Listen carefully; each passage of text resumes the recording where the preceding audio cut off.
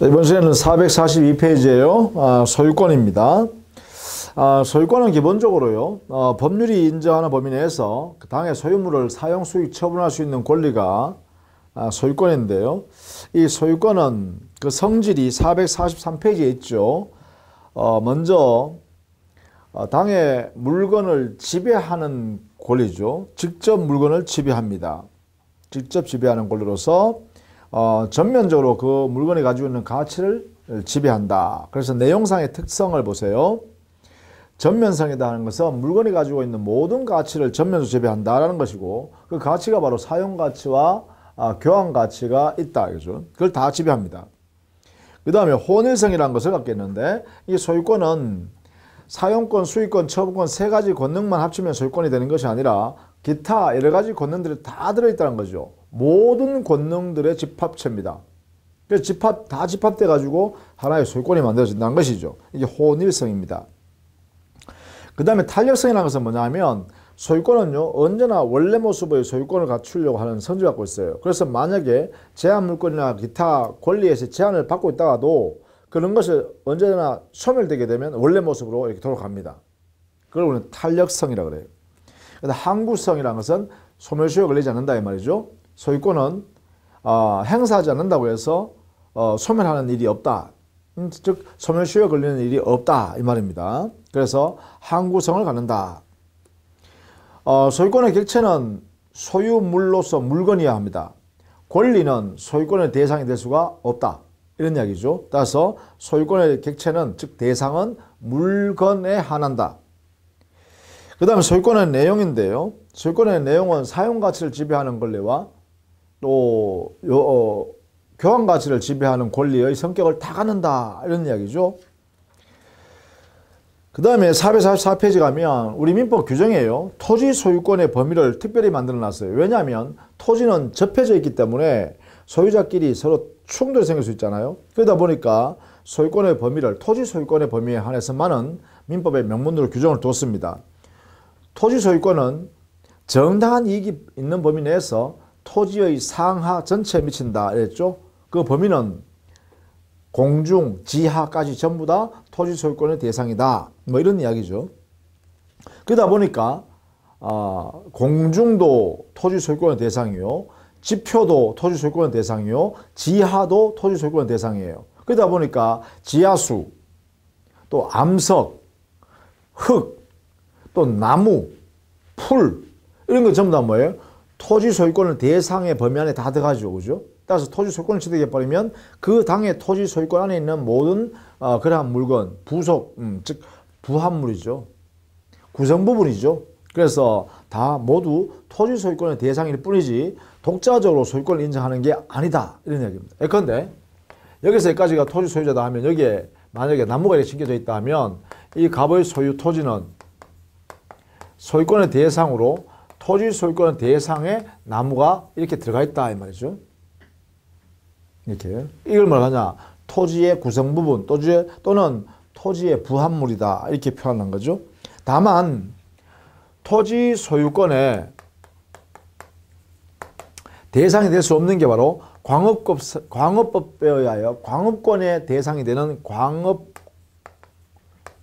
대상인 광물, 지하에 매설되어 있는 광물, 이건 토지 소유권을 대상으로 삼지 않는다. 왜냐하면 광업권이라는 특허권에서 별도로 이렇게 지배의 대상을 하고 있기 때문에 그렇죠. 이것만 좀 조심해 주시면 좋겠어요. 미채굴 광물, 이것은 광업권의 대상이다. 토지 소유권이 미치지 않는다. 이렇게요. 자, 그 다음에 우리 소유권에서는요, 상린관계에 의하여 발생하는 규정이 있습니다. 즉 상린관계라는 것은 인접한 부동산 사이에, 부동산 소유자 사이에 분쟁이 많이 생길 수 있잖아요. 그러다 보니까 이 인접한 부동산 소유자 사이에 그 관계를 우리 민법이 규정을 두었다 이 말입니다.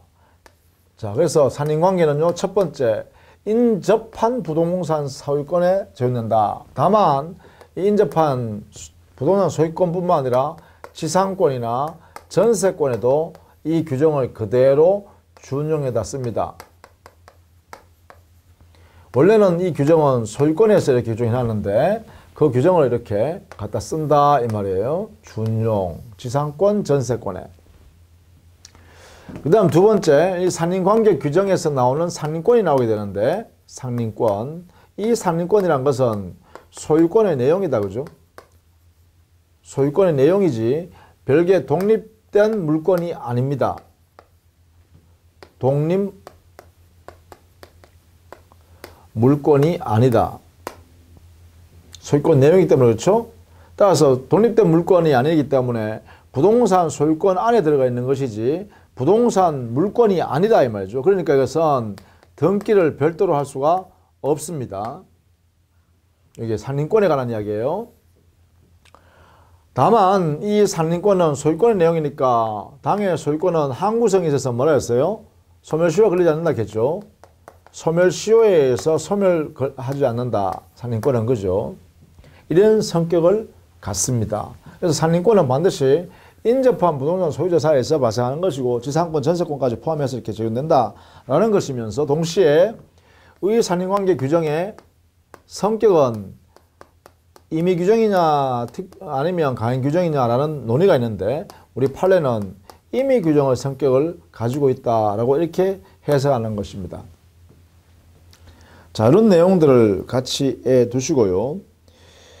나머지는요, 뭐 이런 제목만 좀 봐두시기 바랍니다. 447페이지 인지사용청구권. 개념은요, 옆에 토지를 이용할 수 있는 권리다 이 말이죠. 바로 옆에 있는 토지를 이용할 수 있는 권리. 인지사용청구권. 그 다음에 448페이지에 통과시설권. 토지를 이렇게 수도관을 묻는다든가 가스관을 묻는다든가 등등 전선을 묻는다든가 할 때 삥 돌아와야 될 것을 타인의 토지를 바로 지하로 이렇게 매설하면은 훨씬 더 경제적이다 할 때 이렇게 통과 시설권이 있다. 그 다음에 448페이지에 주의 토지 통행권. 자, 상린관계 중에서요 219조하고 220조에 있는 주의 토지 통행권. 여기는 의미를 좀 알아두시고요. 정리를 좀 해두세요. 여기 교과서에 있는 정도만이라도. 자, 219조 주의 토지 통행권은 타인의 토지를 타인의 토지를 통행할 수 있는 권리란 말이죠. 그러니까 뭐예요? 인접한 토지 소유자가 옆 토지를 통행권으로, 즉 통로로 사용할 수 있다는 권리거든요. 이때는 보장을 해야죠. 그래서 보통 이걸 유상 주의 토지 통행권이다 이렇게 표현하고, 여기에 있는 220조는요 특별한 경우에 해당되었어요. 공짜로요 보상 없이 주의 토지 통행권을 행사할 수 있다 이렇게 규정을 하는 게 220조예요. 따라서 220조에 어떤 경우에 그러면 타인의 토지를 통행권, 즉 통로로 사용할 수 있는데 아무 보상도 없이 다닐 수 있냐? 여기는 우리 민법에 딱 정해놨어요. 그게 뭐냐면 당의 토지가 공유물로서 공유 토지가 분할됐을 때, 두 번째, 토지 한 필지 토지였는데 일부를 이렇게 분필해 가지고 팔았을 때, 그걸 일부 양도라 그러죠. 토지를 일부 양도했을 때, 이렇게 했을 때 분할한 사람, 양도한 사람, 양도 양수한 사람, 이 당사자 사이에서는 이렇게 했어요. 분할 당사자, 양도 양수 당사자, 이 당사자 사이에서만 무상이다 이렇게 했다는 거예요. 무상이다. 분할 당사자 사이에서만, 또 양도 양수 당사자 사이에서만 이렇게 정했다는 것이죠. 이때 주의 토지 통행권은 뭐냐면 지금 나의 토지를 이용 상황에 맞게끔, 현재 이용 상황에 맞게끔 통로를, 너 토지 위에 있는 통로 좀 이용하자, 통로를 좀 쓰자 이러는 거죠. 그래서 그런 것이 이제 주의 토지 통행권이에요. 그래서 현재 토지 이용에 맞는, 현재 이용 상황에 맞는 통로를 통로로 사용하겠다, 통행하겠다 이런 내용으로 해석할 수 있습니다. 자, 이렇게 해서 정리를 좀 해 두시면 되겠고요. 그 다음에 450페이지에 생활방해 금지가 있습니다.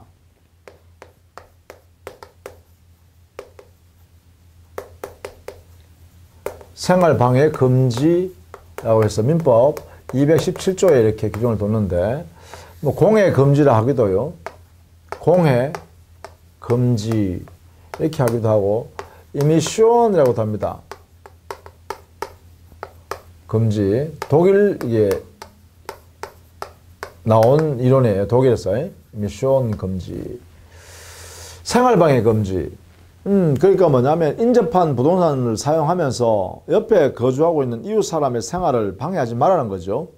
그래서 만약에 방해할 우려가 있으면 침해하는 쪽에서는 첫 번째, 침해자 쪽에서는 적당한 조치를 취해라. 침해를 하지 않도록, 즉 방해하지 않도록 적당한 조치를 취할 의무를 줬어요. 또 침해 당하는 쪽에 있죠. 당하는 자 쪽에서는 참을만 하면, 즉 수인, 인 참을만 하면, 참을 정도가 되면 그 한도 안에서는 참아라.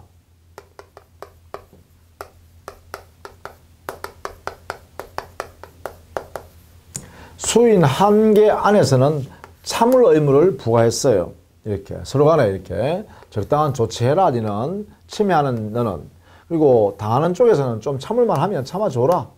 이렇게 규정을 두고 있습니다. 217조에서. 그런데 침해자가 적당한 조치를 제대로 하지 않고 말이죠. 침해가 과도해서 이 침해 당하는 쪽에서 손해가 발생할 정도로 아주 이렇게 침해가 강하다.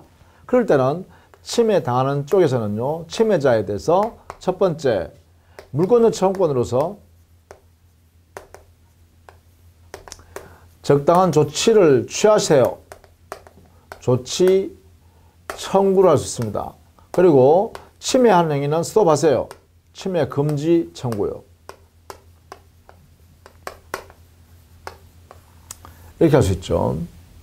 이게 바로 방해 제거 예방 청구다. 그죠? 이게 물권 청구권이 가능하고, 이렇게 동시에 그 침해 정도가 과해서 손해가 만약에 발생한 그런 당사자인 상대방이면 손해배상을 청구할 수 있겠죠. 이렇게요. 침해가 워낙 강해가지고 말이죠. 노이로제, 정신적 노이로제가 생긴다. 그럼 병원에 다녀야 되잖아요. 그죠? 그럼 병원에 치료비 받아야겠죠. 이게 손해배상 청구권이에요. 이런 내용을 행사할 수 있다. 뭐 이런 내용이죠. 자, 이렇게 정리를 해 두시면 되겠습니다. 자, 물에 관한 산림관계 뭐 이런 게 있다라는 것 정도로 보시고, 그 다음에 쭉 넘겨가셔가지고 454페이지예요.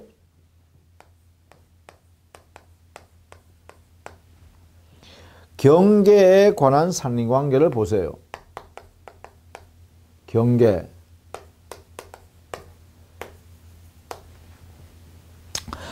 여기에 보면 경계표 담의 설치권 있죠. 그러니까 237조에서요. 인접한 토지 소유자는 공동비용으로 통상의 경계표나 담을 설치를 청구할 수 있어요. 권리예요. 그러니까 경계표 담 설치권이 있다.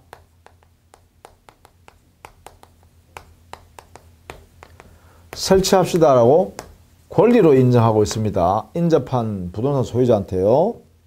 다음은 비용 어떻게 해요? 공동비용이다. 공동비용이니까 분담하면 되겠죠. 절반으로. 그죠? 분담하면 될 거예요. 비용은 이렇게 하는데, 다만 토지를 경계표를 만들려고 하면 뭐예요? 토지를 측량해야 되겠죠. 측량 비용은 그렇지 않습니다. 측량하는데 비용 들어가는 것은, 이것은 토지 면적 비례한다. 그죠? 이렇게 하고 있습니다. 이렇게. 자, 요 내용도 좀 알아두시고요. 다만 이때 이 경계표 담, 그리고 경계선 위에 있는 구거, 구거라는 것은 도랑을 말해요. 도랑. 구고, 경계표, 경계선 위에 있는 그 경우에요. 이런 경우에는 이 공유로 추정합니다. 공유. 그런데 한쪽에 일방적으로 돈을 들여가지고 일방적으로 이렇게 경계표나 담을 만들었다면 그때는 그 당사자가 소유권을 취득하겠죠.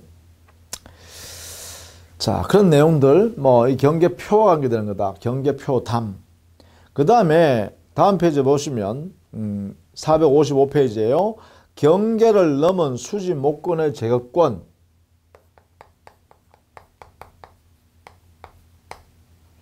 수지 목권, 나무 가지, 나무 뿌리, 이런 뜻입니다.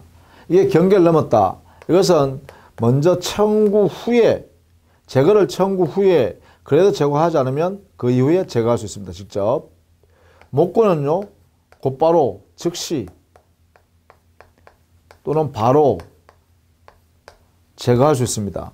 청구할 필요 없죠, 이거는. 그죠? 자, 이렇게 차이가 있다는 걸 알아두셔야 돼요.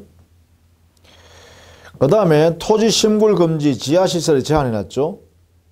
그러니까 토지를 깊이 파는 걸 심굴이라 그래요. 밑에 파는 거. 그래서 옆에 토지가 붕괴되면 안 되니까 적당한 조치를 해야 되겠죠. 자, 그 다음에 지하시설에서는요, 그 244조 좀 봐두세요. 244조. 여기서는 지하시설에 관계되는 거죠. 지하시설. 이거 만들 때 관한 이야기입니다. 자, 거기 보면 1항이에요. 244조 1항. 우물을 파거나 용수, 하수, 오물 등을 저치하는 그런 지하시설을 만들 때는 경계로부터 2m 이상의 거리를 두어야 하고, 저수지, 구거는 도랑이라고 했어요. 구거 또는 지하실 공사에는 경계로부터 그 깊이의 반 이상을 띄워야 거리를 두어야 한다 이랬죠. 자, 지하시설이나 지하실 공사할 때요, 기본적으로 지하시설 할 때는 경계선으로부터 2m 이상을 띄워야 돼요. 그런데 지하실 공사를 할 때는 여기는 깊이의 반 이상을 띄워야 돼요. 이렇게. 이것을 좀 알아두셔야겠고요. 그 다음에 여러분, 다음 페이지에 456페이지에 가면 경계선 부근의 건축이죠. 이게 242조에 있는데요. 경계선 부근에서 건축할 때요, 건축과 관련된 거죠. 그래서 건축법에 적용되는 외에요, 건축법이 사실은 특별법이니까요. 그게 우선 적용되고, 그렇지 않을 때는 이 법에 의해서 적용받습니다. 건물을 축조하면 특별한 간섭이 없으면 경계로부터 반 미터 이상을 띄워서 경계선으로부터 건축을 할 수 있다 이 말이죠. 만약에 이것을 위반하면 어떻게 되나요? 이것을 위반하면 철거를 청구할 수 있어요. 이것을 위반한 행위를 했을 때는, 즉 딱 붙여서 지었다 하면, 짓기 시작한다 그러면 철거 청구할 수 있어요. 자, 그런데 문제는요, 공사 착공한 지 1년이 넘었거나 아니면 건물이 완공이 된 경우, 이럴 때는 철거 청구할 수는 없어요. 철거 청구 못하고 이때는 손해배상만 청구할 수 있다. 이렇게 됩니다. 자, 위반한 경우에 효과입니다. 원칙, 위반했을 때는 철거를 청구할 수 있다. 그런데 이미 착공한 지 1년이 넘었거나 또 완공이 되었다라고 할 때는 철거 청구는 할 수가 없다는 것입니다. 이렇게 손해배상 청구권만 행사할 수 있다. 뭐 이런 이야기죠. 자, 이런 내용들을 여러분 정리를 해 두시면 좋겠고, 거기 243조 차면시설 의무했죠. 경계로부터 2m 이내에서 이웃의 주택 내부를 다 훤히 들여다 보인다라고 하면 자기가 보이는 쪽에서 뭐 해야 돼요? 차면시설을 해라 이 말이죠. 차면시설을 하여야 합니다. 이렇게요. 자, 이런 내용이 뭐냐? 상인관계에 관한 내용으로서요. 조심해야 할 조문들 몇 가지를 좀 살펴봤습니다. 이 의미를 조금 뭐 이런 정도는 숙지를 좀 해주시는 게 좋겠습니다. 자, 그 다음에 457페이지 가면 소유권 취득이죠. 이 소유권 취득이 이제 중요합니다. 소유권 취득.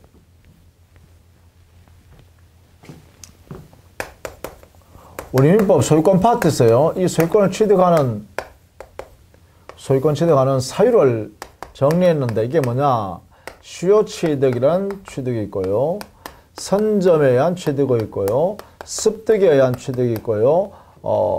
발견에 의한 취득이 있어요. 그 다음에 첨부에 의한 취득이 있습니다. 첨부라는 것은 뭐 부합에 의한 취득이라든지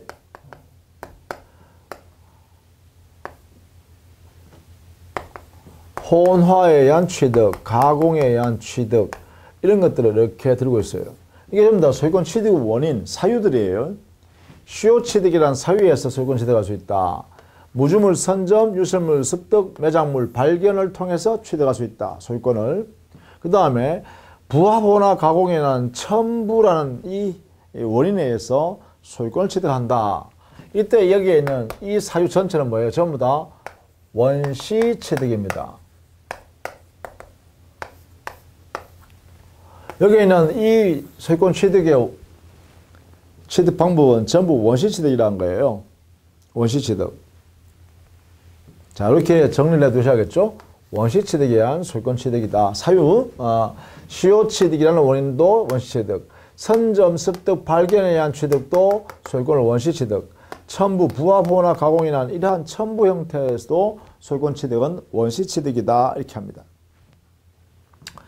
자, 이 중에서 제일 중요한 소유권 취득 원인은 수요 취득이 역시 제일 중요하고 여기는 판례가 상당히 많습니다. 이 판례를 아주 구체적으로 하기는 참 많아서 너무 어렵습니다. 그래서 우리 교재에 있는 내용과 그리고 이걸 간략하게 정리하도록 하겠습니다. 자, 먼저요. 수요 취득은 취득 수요 이렇게 해도 좋습니다. 자, 민법에 소유권 취득에 관해서 규정되어 있지만 권리를 취득하는 것은 지상권, 지역권, 전세권 이런 것들을 수요 취득할 수 있죠. 질권도 수요 취득할 수 있습니다. 뭐 이런 건 수요 취득. 자, 이때요. 수요 취득의 대상은 부동산에 대한 수요 취득도 가능하고요. 동산에 대한 수요 취득도 가능해요. 여기도 있고 여기도 있어요. 동산의 수요 취득은 245조에서 규정을 했고요. 동산의 수요 취득은 246조에서 규정을 뒀습니다. 여기에 1항과 2항, 1항과 2항 이렇게 요건을 규정했다는 거죠. 이렇게. 그래서 모두 부동산, 동산 모두 수요 취득이 된다. 이렇게 해야겠죠? 첫 번째. 그 다음에 수요 취득의 대상이 되는 권리는 뭐예요? 물건을 잃고요. 권리는 소유권, 지상권, 지역권, 전세권. 그렇죠? 그 다음에 질권. 뭐 이 정도가 민법상에 있는 수요 취득의 대상이 되는 권리입니다. 그러나 점유권, 수요 취득할 수 없죠. 점유를 하면 바로 취득해 버리니까요. 그 다음에 유치권은 법정 담보 물권이니까 수요 취득할 수 없습니다. 유치권. 그 다음 저당권은 점유가 수반되지 않으니까 수요 취득을 할 수가 없습니다. 물론 형성권이나 가족권도 마찬가지죠. 신분권도. 자, 이런 내용들을 정리해 두시고요. 자, 458페이지에 가면 제일 위에 표로 만들어 놨죠. 요 내용입니다. 요 내용. 부동산의 수요 취득은 1항에서는 20년간 점유를 함으로써 일정한 요건을 갖추면 수요 취득할 수 있다는 것이고 2항에서는 등기부의 소유자가 되어 있는 사람이 수요 취득하는 모습을 정해놓은 거죠. 그 다음에 동산의 수요 취득에서는 1항에서는 10년간 점유했을 때 일정한 요건을 갖추면 수요 취득한다라는 것이고 2항에서는 5년간 일정한 요건을 가지고 점유했으면 수요 취득한다. 동산, 그죠? 이렇게 규정해 놨습니다. 자, 이것도 역시 여러분 참고 삼아 봐두시면 되겠고요. 그 내용, 그죠? 표를 보시면 되겠어요. 자, 그 다음에 2번 지대수요 요건 돼 있는데, 원칙적으로 주체는, 그래요. 자연인, 법인, 비법인, 사단, 재단 다 될 수 있겠죠. 국가, 지방자치단체 다 법인이니까 다 가능합니다. 그래서 수요지대의 주체는 사람이면 된다. 이렇게 되겠죠. 조심해야 될 거, 비법인 사단재단도 가능하다라는 것도 알아두셔야겠죠. 그 다음에 두 번째, 부동산 수요취득이니까 여기 부동산 수요취득을 중심으로 보죠.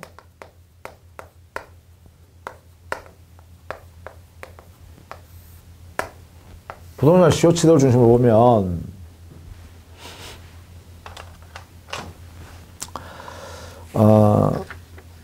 먼저요,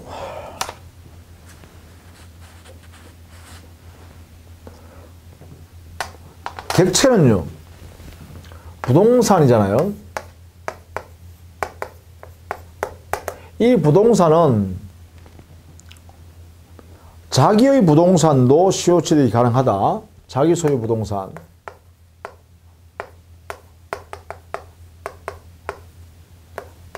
두 번째요, 토지 일부도요, 일패 토지 일부도 분필을 절차를 거쳐서 수요취득이 가능해요. 공유 지분도, 지분권도 수요취득이 가능해요. 잡종지,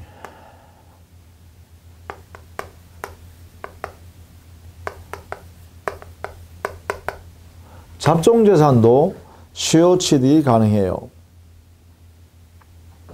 이 잡종재산이 만약에 행정재산으로 바뀌어버리면 수요취득할 수 없지만 잡종재산도 수요취득 가능하다. 우리 판례가 있다는 거죠. 자, 이렇게 해요.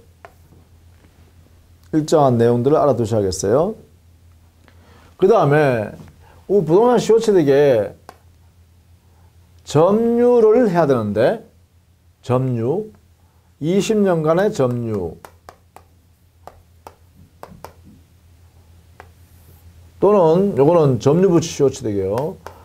등기부 수요취득은 등기 명인이 소유자로 등기되어 있는 사람이 수요취득이 있는다는 게 10년의 점유가 필요해요. 자, 이때 말입니다. 기산점. 자, 이게 20년간, 10년간 하니까 원칙 기산점 어떻게 정하냐? 기산점은 점유 개시 시부터다.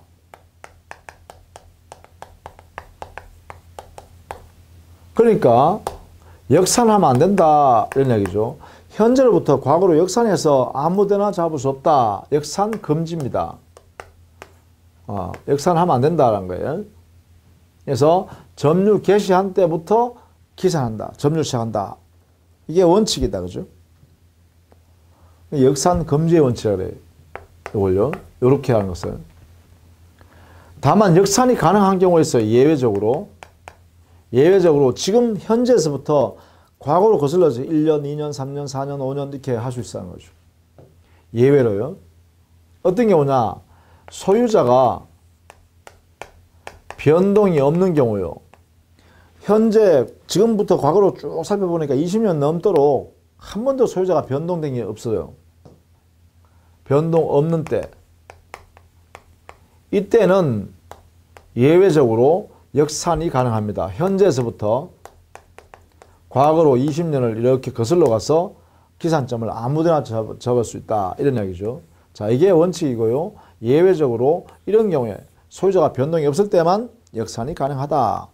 이렇게 정리해 두시기 바랍니다. 이렇게. 자, 그 다음에요. 두 번째, 이 점유는요, 20년간 점유뿐만 아니라 두 번째, 요 점유는, 이 점유, 소유의사로 점유해야 되고요. 평온한 점유해야 되고요. 이 점유가요, 공연한 점유해야 합니다. 소유의 의사로 점유해야 되고요. 평온 공연한 점유해야 해요. 그런데 이것은 우리가 점유권에 봤듯이 어떤 사람이 그 부동산을 점유하고 있다라고 하면 점유의 추정력에 의해서 자주 점유, 이건 소유 의사 가지고 점유하니까 자주 점유가 되겠죠. 자주 점유로 추정하죠. 자주 점유 추정합니다. 또 평온한 점유 추정하죠. 또 다음에 공연한 점유로 추정합니다. 그렇죠. 따라서 점유가 있으면 소유 의사로서 평온 공연하게 점유한 걸로 추정해요. 자, 그 다음에 여기에 20년간 했잖아요. 여기에 20년간 점유를 계속해야 된다는 건데, 점유 계속 20년은요, 점유를 계속해야 된다 했는데, 20년간의 점유, 이것은요, 우리 법에서, 점유권에서요, 점유 성계가 있는데 있죠.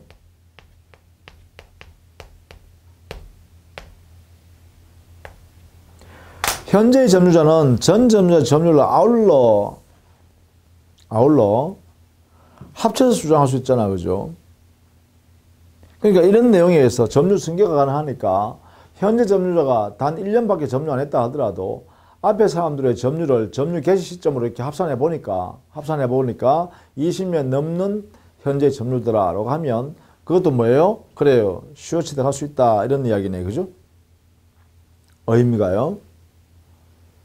이런 내용으로 정리하시면 되겠다라는 것입니다. 이렇게. 자, 이게 기본적으로 우리가 부동산의 수요 취득. 자, 먼저 여기 245조 1항에서는 이렇게 해놨어요. 20년간 소유여사로 자주점유, 평온하고 공연하게 점유를 하게 되면, 점유를 이렇게 하게 되면 이 점유하고 있는 사람이 자기 앞으로 소유권 이전을 경유하면, 소유권 등기를 하게 되면 소유권을 취득한다. 이렇게 해놨단 말이에요. 그 중에 지금 요 세 가지 앞에 있는 거 20년간 세 가지 자주 평온 공연한 점유, 요것을 살펴봤습니다. 그렇죠? 그것을 여러분 교재는요 259페이지까지 정리되어 있죠. 그 다음에 요 등기요, 등기. 자, 점유자는 자기 앞으로 등기를 해 와야 돼요. 등기를 해 와야 됩니다. 이 등기는 어떻게 하냐? 이전 등기 하면 되죠. 이전 등기. 자, 460페이지에 제일 위에 보면 니은이 있습니다. 점유자가 이 요건을 구비했을 때 등기함으로써 소유권 취득한다.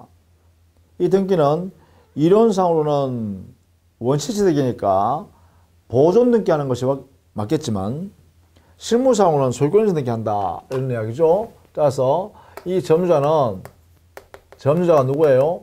시효 완성자죠. 완성자는 자기 앞으로 소유권 등기 이전을 해와야 되는데 그러면 소유권을 취득하게 돼요. 취득하게 된다. 그러면 이 점유자가 등기를 받아올 수 있는 권리가 있는데 하겠죠? 등기 청구권이 인정되게 됩니다. 이때 등기 청구권은 아직 소유권을 갖추지 않은 상태에서 등기를 청구하도록 민법이 245조 허용하니까 이것은 채권적 청구권이다 이 말이죠. 채권 청구권인데 다만 이 채권적 청구권임에도 불구하고 이 등기 청구권은 점유자가 점유물을 계속 점유하고 사용하는 게 있으니까 소멸시효에는 걸리지 않는다. 이 등기 청구권은 소멸시효에 걸리잖아요. 자, 요 내용을 알아두셔야 돼요. 점유자는 등기 청구권을 행사해서 등기를 가져올 수 있다. 그러나 이것은 채권적 청구권이지만 소멸시효에는 걸리지 않는다. 그러면 이 등기 청구를 누구한테 해야 되냐? 상대방. 누구한테 청구해야 되냐? 이 말이죠. 자, 여기에 대해서는 상대방은요, 시효 완성 당시의 소유자에게 하면 된다. 시효 완성 20년 되는 시점이죠. 20년 딱 되는 순간에 그때 소유자에 대해서 하면 된다. 뭐 소유자, 그러니까 소유권 등기를 가지고 있는 명의인이겠죠. 그렇죠? 일반적으로 그죠? 그 실제 소유자입니다. 실제 소유자. 실제 소유자. 이 사람한테 하면 돼, 이 사람한테. 이게 중요합니다.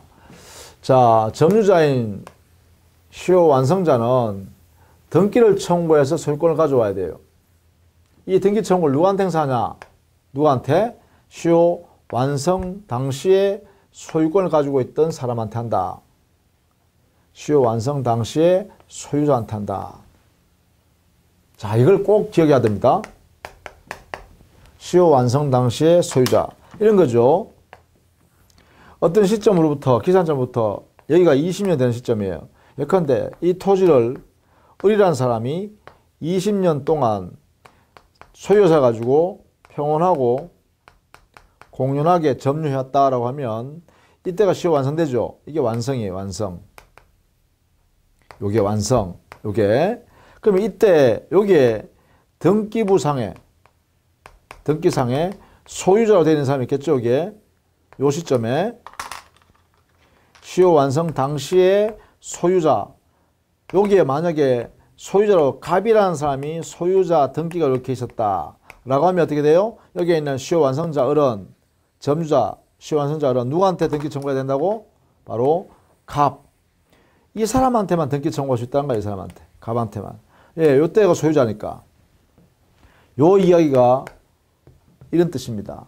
시효 완성 당시에 을이, 즉 점유자가 시효 완성 당시에 등기부상의 소유자 되는 진짜 소유자인 갑한테 등기 주세요라고 청구할 수 있는 권리가 채권적으로 존재한다 이 말이죠. 요 원리를 반드시 알아두셔야 됩니다. 여기 가장 중요한 말입니다. 여기 가장 중요한 말. 자, 그 다음에 등기부 시효 취득일 때는요, 여기서 245조 2항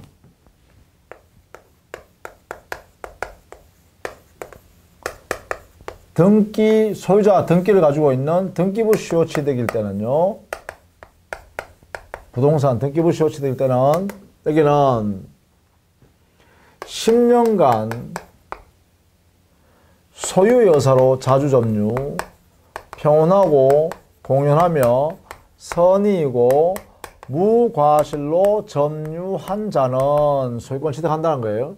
자, 이 점유가 어떻게 돼요? 소유여사로 10년간 평온하면서 공연하면서 선의고 무과실로 점유해야 돼요. 이런 상태에서 어떤 사람이죠? 이 점유자는 그래요. 소유자라고 등기부상에 명의를 가지고 있는 사람일 때, 자, 이런 요건을 갖추면 어떻게 돼요? 소유자이다 이 말이죠. 이 요건을 갖췄으면 소유자이다. 이렇게. 이게 요건이에요. 효과는요, 소유권 취득한다. 이렇게 되겠죠. 자, 그런데 여기에 10년간, 요 10년간은요, 요 등기 명의도요, 등기가 존재하고 있어야 된다는 거죠. 이렇게 소유자 명의인으로 등기를 존재해야 되는데, 요 10년간은 등기 존재도 10년간, 점유 기간도 10년간, 각각 10년이어야 돼. 등기로 존재하고 있는 요 등기 기간도 10년이어야 되고, 점유한 기간도 10년이어야 된다. 이때요, 점유 기간은 뭘 할 수 있어요? 점유 승계를 통해서 할 수 있죠. 10년. 그러면 등기 존재요. 이 등기의 존재. 요것도요, 10년간이라는 요 등기 기간도 등기를 승계함으로써 인정하겠다. 이렇게 하고 있네요. 점유 승계와 등기 승계를 인정해 주겠다. 이렇게 했어요. 이렇게. 자, 지금 현재 소유자로 등기되어 있는 사람이 만약에 을인데 을이라는 사람이 1년 동안 소유자로 등기되어 있었어요. 근데 그 앞에 사람이 갑, 그 앞에 사람이 병, 이 사람들이 소유자로 등기되어 있었는데 이 사람들이 존재했던 기간을 자기 기간과 합산해 버리니까 10년이 넘더라는 거예요. 그러면 현재의 등기 명의인 을이라는 사람이 여기에 10년을 갖추었다라고 인정해 주겠다. 이게 등기 승계라고 그래요. 따라서 전 소유자 명의의 등기 기간도 현재의 요 등기 명의인의 등기 기간으로 합산하여 주장할 수도 있다. 이게 등기 승계다. 자, 그러면 자주 점유 추정하죠. 평온 공인한 점유 추정하죠. 선의 점유 추정합니다. 무과실 점유 추정 안 되니까 이것은 입증해야 됩니다. 스스로, 그죠? 점유자 스스로 입증하면 돼요. 자, 이런 요건이고요. 자, 이렇게 해서 점유부 시효취득이든 등기부 시효취득이든 이렇게 이걸 점유부 시효취득 245랑 점유부 시효취득 이렇게 됐던 아니면 등기부 시효취득인 간에 소유권을 취득하게 되는 시점은 소유자로 인정되는 시점은 언제냐? 바로 점유 개시 시부터 소유자로 인정한다. 이런 거죠. 이렇게. 이게 중요한 내용이네요. 점유 개시한 때부터 소유자로 인정한다. 이걸 뭐라냐? 소유자로 인정하는 것은 소급표가 있다. 이렇게 표현합니다. 왜? 점유 개시한, 이거는 10년 전. 점유부 시효취득은 어떻게 돼요? 20년 전이 되겠죠. 20년 전부터 소유자다. 여기는 10년 전부터 소유자다. 이렇게 하는 거죠. 자, 이게 소유자로 인정되는 시기입니다.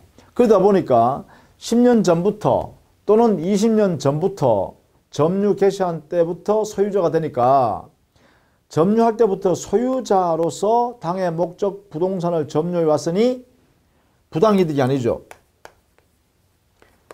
부당이득이 아니니까 반환할 의무가 안 생기죠.